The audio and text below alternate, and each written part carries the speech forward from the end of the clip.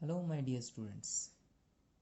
Today is our grammar class, and today we are going to learn how to use tense in past continuous form. Remember, the chapter name is past continuous tense. We all learn about simple past tense, and this is the past tense continuous form. Now, let me tell you the meaning. Before we do that, put a classwork date over here, which is 30 October 2020, and now we will start. Okay, so see over here everyone, when any action is in continuous form in past, remember action तो है ही, the main identification is action जो आप verb forms लिखते हैं, ठीक है, that actually express how the tense is going on. मतलब वो tense क्या है, simple है, present tense है, past tense है, later on we will also teach the future tense. तो ये सब समझने के लिए क्या होगा, आपको समझना है कि एक्शन कैसा हो रहा है, which means the verb forms. So when any action is in continuous form, continuous मतलब जो चलता रहता है, ठीक है, बट इन पास्ट, ये पास्ट में होना चाहिए, प्रेजेंट में नहीं. If it is done in present, so ये प्रेजेंट कंटिन्यूअस टेंस हो जाएगा, पास्ट कंटिन्यूअस नहीं. सो पास्ट कंटिन्यूअस के लिए क्या होगा कि action which is in continuous form but in past. Okay, so इसको हम कैसे आइडेंटिफाई करेंगे, we will see that. Let me have some examples on copy. Here's the first sentence. I was playing at home. I was playing at home. Meaning है मैं घर पे खेल रहा था. Right? Next one is you were talking to me. तुम मुझसे कल बात कर रहे थे. Now, here are two sentences. First one says that I was playing at home, and second one says you were talking to me. The common thing between these two sentences are the verb form we used over here. The verb form which is used over here is a ing form, which means, remember, play is the first form of verb, and with ing it will become playing. Okay, so in every continuous, no matter it is present or past, we are learning the past continuous tense. अगर past है तो भी और present है तो भी continuous form में every time we will use verb form with ing. Playing, jumping, talking, crying, standing, walking, like reading, teaching, okay, singing, dancing. So वहाँ पे ing लगना ही है. But what will be the difference between present and past continuous tense. मतलब अगर आप past में बना रहे हो तो सर आईएनजी वहां भी लगता है, आईएनजी यहां भी लगता है, तो फिर डिफरेंस क्या है? Difference is you can say in this sentence these words. These are called auxiliary verbs, okay, और helping verbs. आपको was या were ये दोनों में से कोई एक वर्ड मिलेगा जिसके through you can easily identify कि ये जो सेंटेंस है वो पास्ट में चला गया है. ठीक है, वॉस का मतलब था होता है, वेयर का मतलब भी था होता है, बट रिमेंबर सिंगुलर सब्जेक्ट के साथ वॉज लगता है, प्लूरल सब्जेक्ट के साथ वेयर लगता है. And the ING form will be same between these two types of sentences. No matter there is was और no matter there is where. अगर वॉज लगा है तो भी आईएनजी वाला ही फॉर्म लगेगा, वेयर लगा है तो भी आईएनजी वाला फॉर्म लगेगा, विच means the sentence structure says that was या वेयर में से कोई एक लगाना है और साथ में आईएनजी वाला फॉर्म जो कि वर्ब के लिए यूज होगा. Talking, jumping, crying, playing, running, okay, इस तरह के सारे वर्ड्स आएंगे. Now we will get to know how the sentences are to be made. Sentences को बनाते कैसे हैं, okay. But before we do that, at first we need to know how to identify the tense, which means अगर कोई question mention है, कोई sentence बनाने के लिए दिया हुआ है, और मैं अगर बोलूं कि इसको टेंस में चेंज करना है, तो आपको आइडेंटिफाई करना होगा that the sentence is in past continuous form और not. Sentence past continuous form में है या नहीं. So how can we identify? I will let you know. First thing, in sentence end there is रहा था, रही थी, रहे थे, etc. Okay, which means if the sentence says रहा था, रही थी, रहे थे, so it will be past continuous tense. Okay, now we will get to know how the sentences are made, as I told you earlier. Okay, now let's start with the first type of sentence. First one is positive sentence. Okay, the structure would be subject plus was और were, दोनों में से कोई एक. You can use was और you can use were, but according to the subject. So I'll tell you later how can we was and were used with different types of subjects, right? So stay tuned with the structure only. Now at first we will put subject, was were, दोनों में से कोई एक, plus verb plus ing and plus object. So this will be the structure of positive sentence in past continuous tense, right? Now let's have some examples to practice on. Now see my dear students, I have put three types of sentences to practice. Okay, at first we need to identify whether it is a past continuous tense sentences or not. मतलब ये जो sentence है वो past continuous tense में बन सकता है. Let's check the identification. What was the identification? पहचानते कैसे हैं? In sentence end, I have told you earlier ना, just before 2 or 3 minutes ago, that in sentence end there will be रहा था, रही थी या रहे थे, इस टाइप के सेंटेंसेस होंगे. Let's see whether it is there और नॉट. वहां पे है कि नहीं. मोहन घर जा रहा था है. मैं कल सो रहा था, ये भी रहा था है. तुम गाना गा रहे थे, ये भी रहे थे, यानी रहा था रहे थे वाला सेंटर है.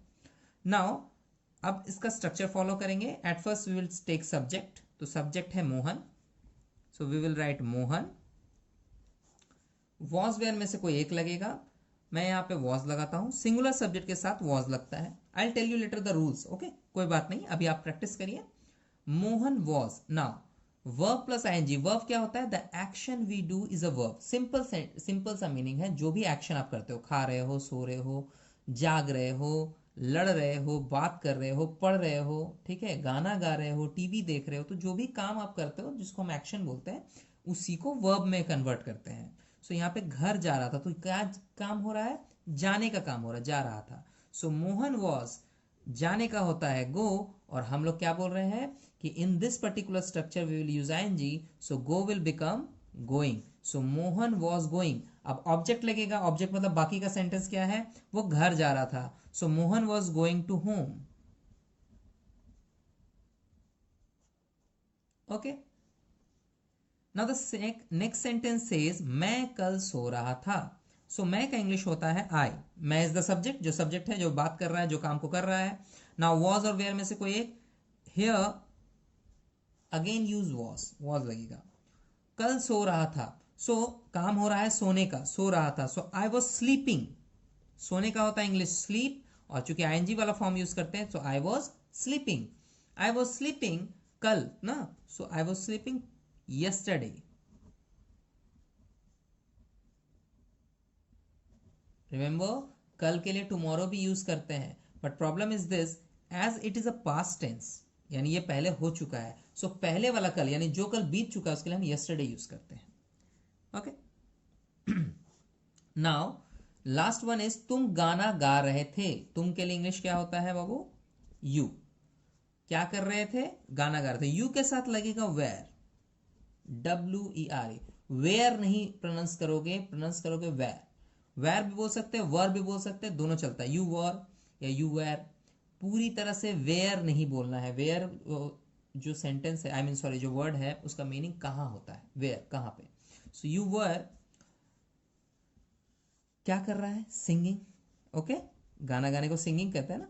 So you were singing. Okay, a song. तुम गाना गा रहे थे ना. You were singing a song. तुम एक गाना गा रहे थे. Okay.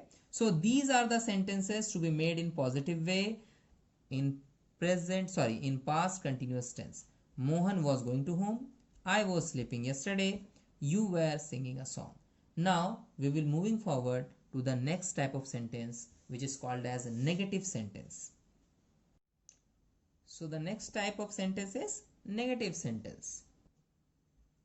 नाउ नेगेटिव सेंटेंसेस में क्या होता है, basically I have already taught you in present tense कि नेगेटिव का मतलब होता है जब हम ना बोलते हैं, यानी पॉजिटिव सेंटेंस वो है जब काम हो रहा होता है।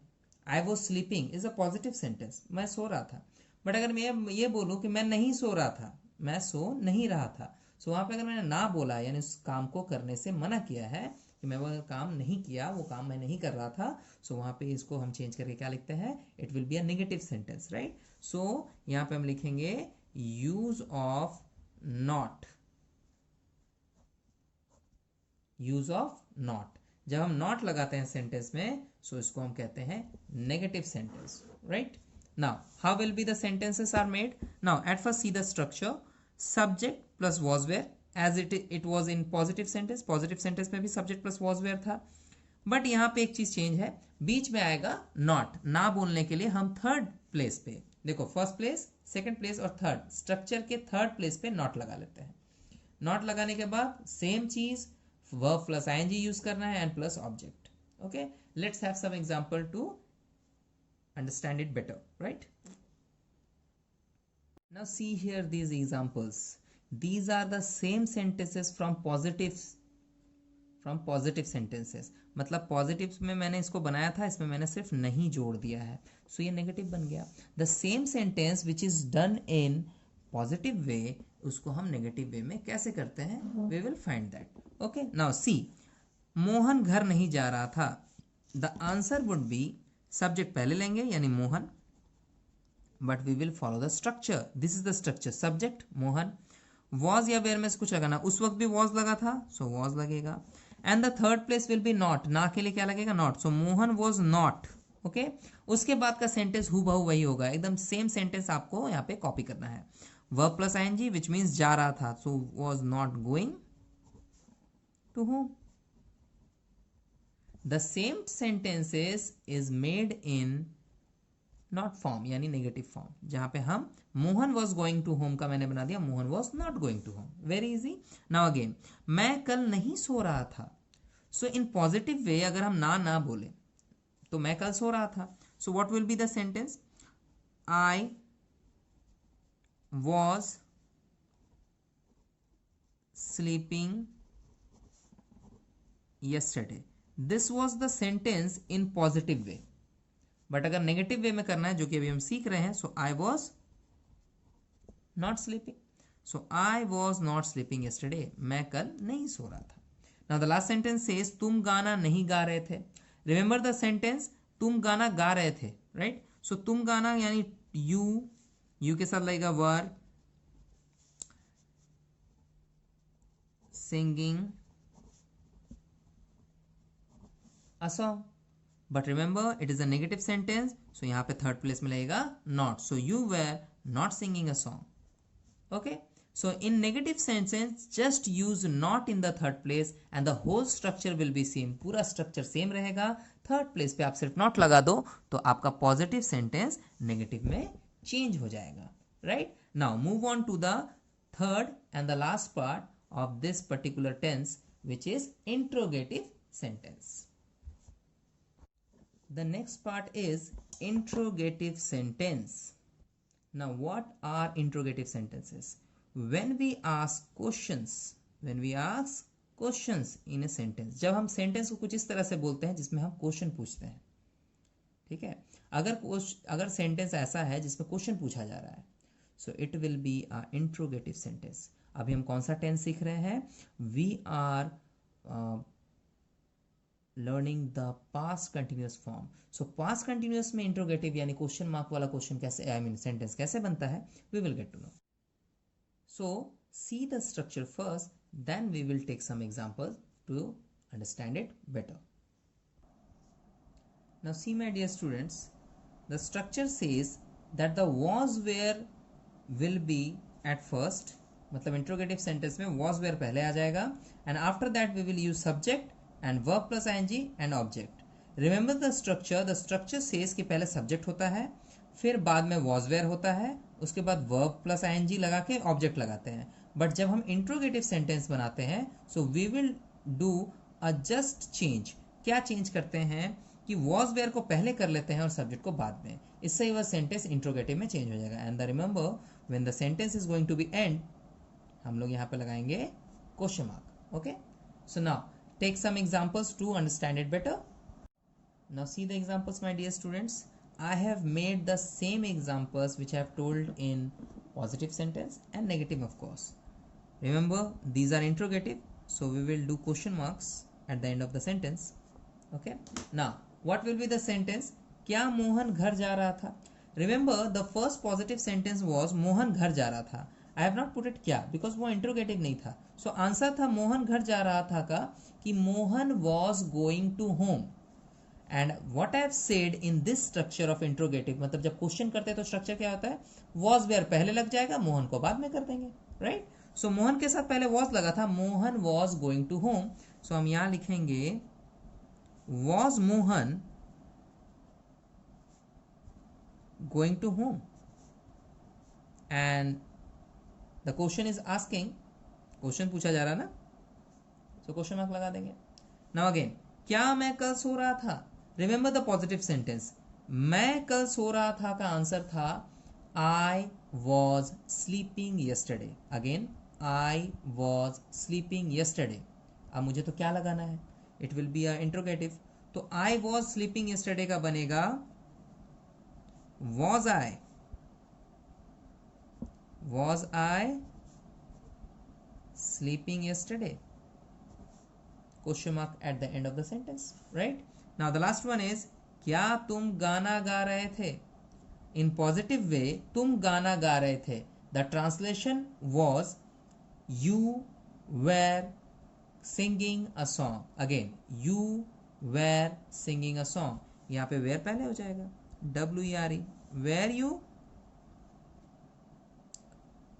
singing a song?